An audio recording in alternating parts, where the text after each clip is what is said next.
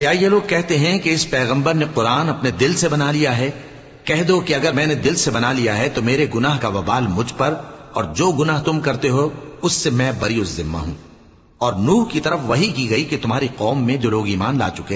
چکے ان کے سوا اور کوئی ایمان نہیں لائے گا، تو جو کام یہ کر رہے ہیں ان کی وجہ سے غم نہ کھاؤ،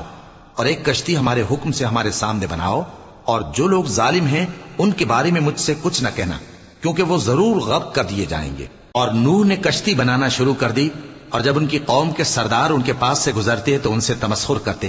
وہ کہتے کہ اگر تم ہم سے تمسخر کرتے ہو تو جس طرح تم ہم سے تمسخر کرتے ہو اسی طرح ایک وقت ہم بھی تم سے تمسخر کریں گے، اور تم کو جلد معلوم ہو جائے گا کہ کس پر عذاب آتا ہے جو اسے رسوا کرے گا، اور کس پر ہمیشہ کا عذاب نازل ہوتا ہے۔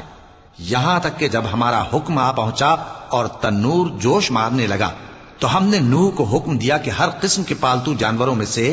جوڑا جوڑا یعنی ایک ایک نر اور ایک ایک مادہ لے لو، اور جس شخص کی نسبت حکم ہو چکا ہے کہ ہلاک ہو جائے گا اس کو چھوڑ کر اپنے گھر والوں کو اور جو ایمان لایا ہو اس کو کشتی میں سوار کر لو۔ اور ان کے ساتھ ایمان بہت ہی کم لوگ لائے تھے۔